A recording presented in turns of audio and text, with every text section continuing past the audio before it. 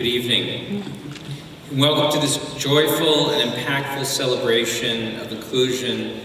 And thank you to Rabbi Garden Schwartz and Temple Emmanuel for hosting us this evening. I want to take a moment and rarely we have members of the family here.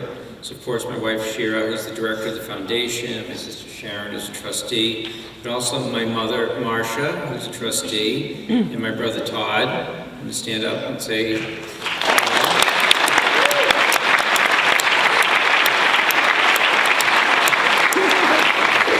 and we're lucky to have Miriam Heyman from our office in Boston. Miriam.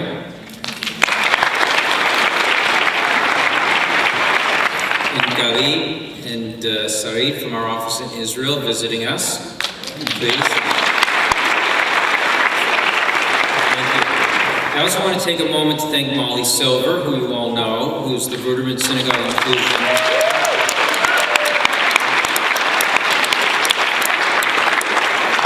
She's the project program manager. And Molly, we're tremendously grateful for your dedication and leadership.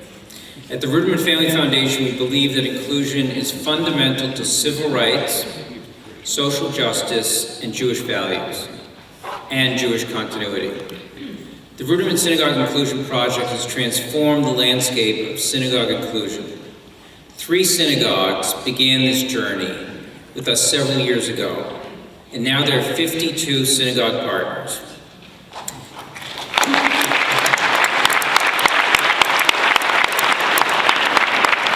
Each of these 52 communities has embraced inclusion and learned that we as a Jewish community must be open and accepting to all. Exclusion contradicts our most important values, while inclusion ensures strength, vitality, and continuity for our communities. Welcome to the 18 new congregations and minyanim that have joined us this year. And thank you for all the congregations that have continued to be dedicated partners. You've learned with us as we identify innovative solutions. You've joined us as we've accepted new challenges, including supporting our synagogues to shatter silence and shame that surround mental health. We're incredibly lucky to have my friend Senator Tom Harkin from Iowa here with us tonight.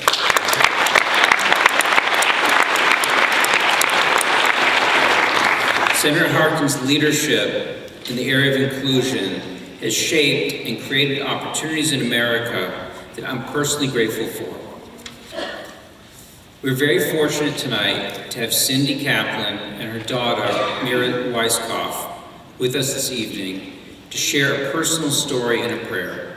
Cindy and her family have been directly touched by our work with the Ruderman Synagogue Inclusion Project. Their synagogue, Temple Beth Zion, was also, thank you, Beth Zion.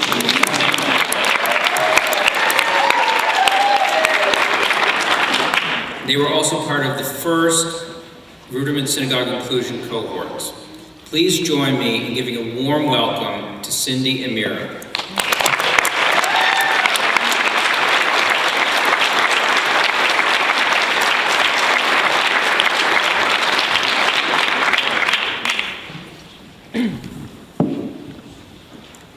Good evening.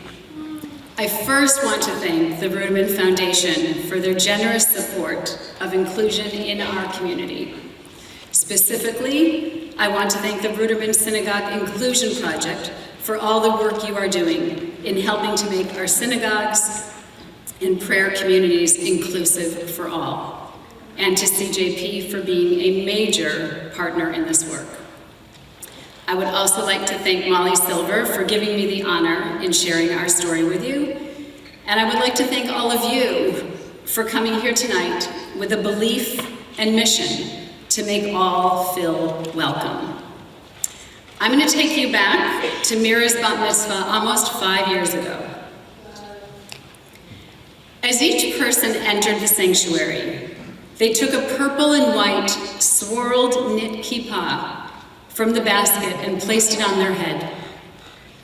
An act without much thought for many, but an act that symbolized the uniqueness of this day.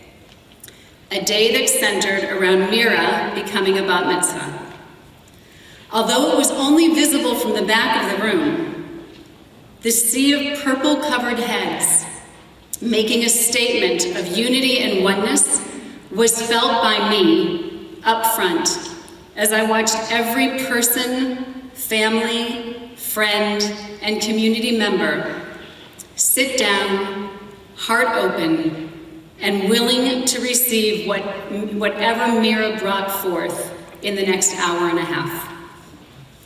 There were many preparations leading up to this event.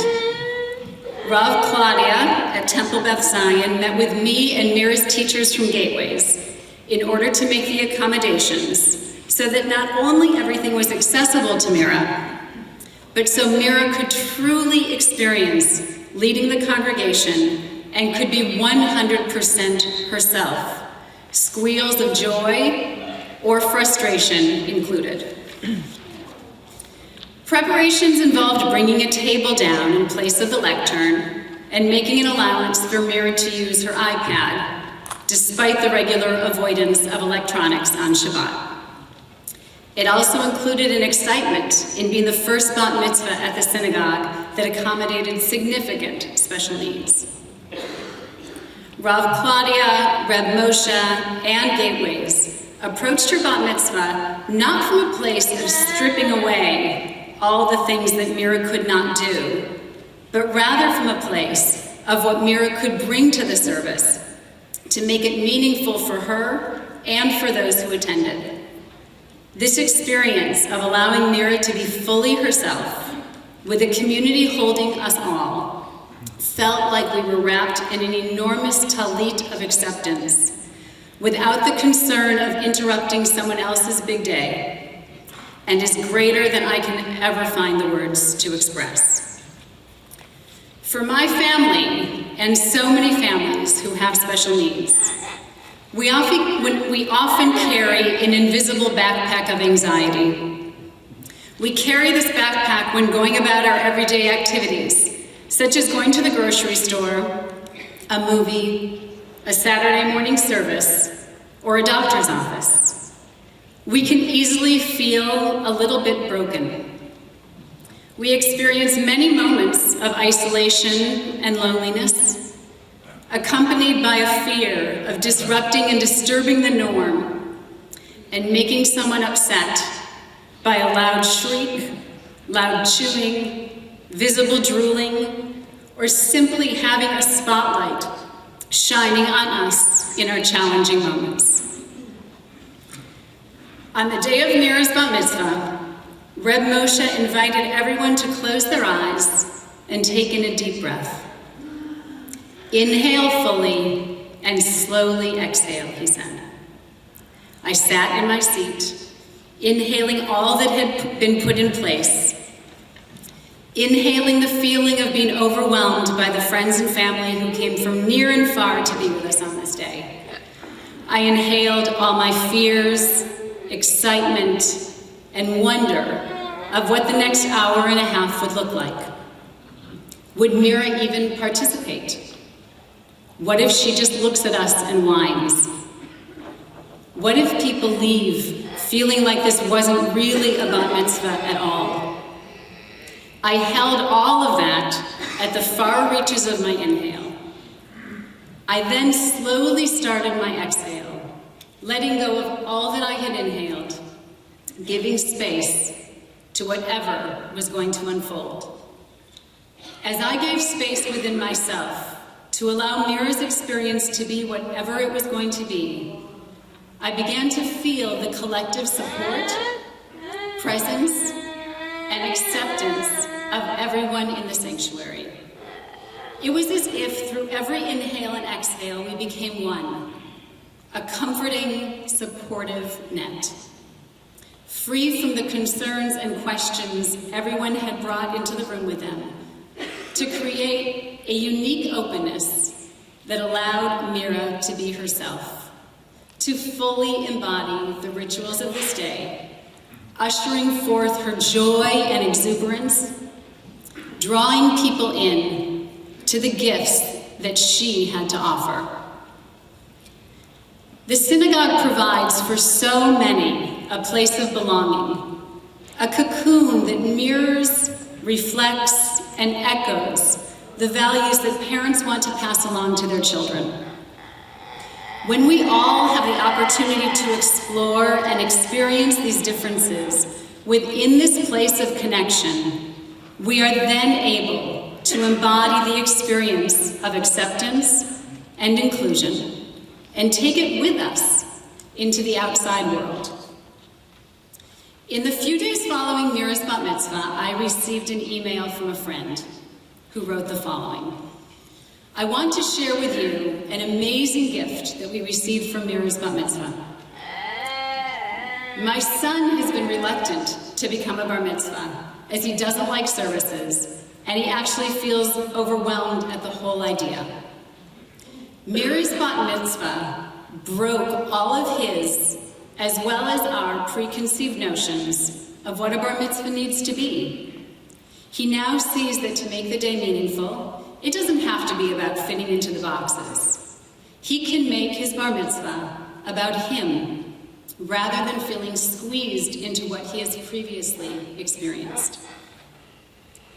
When a child or adult experiences someone with significant differences from them within the walls of the synagogue, a place that they consider a home, a safe place, a place where their family belongs, they internalize that experience and can respond to those who have special needs in whatever form they show up with a significant level of kindness and openness.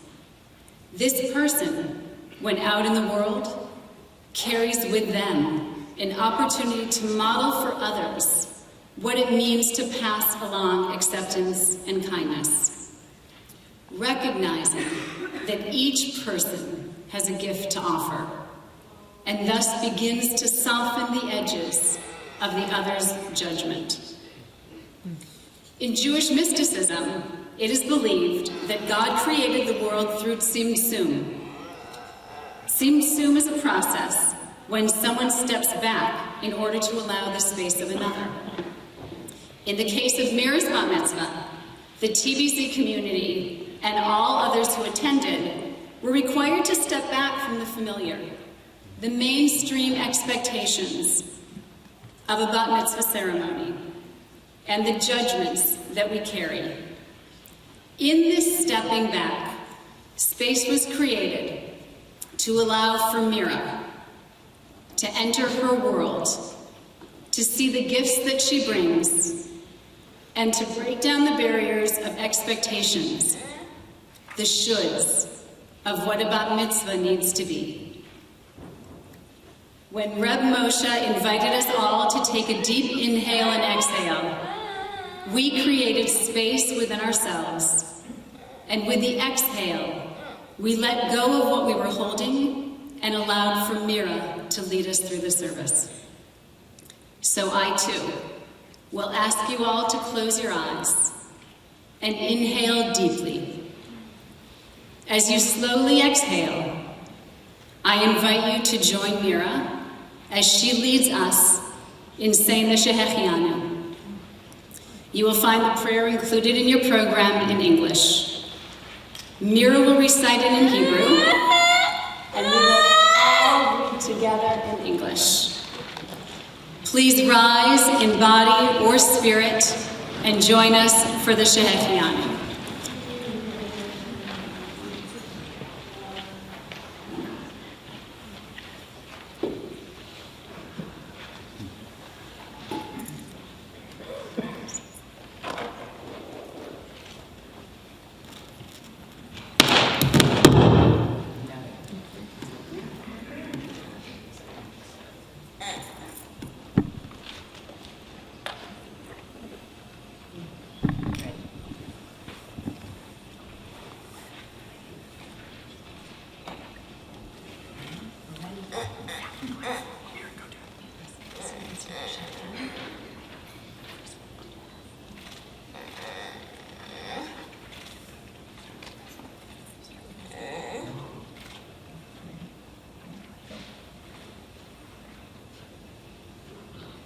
Please join me in saying the Shehecheyanu.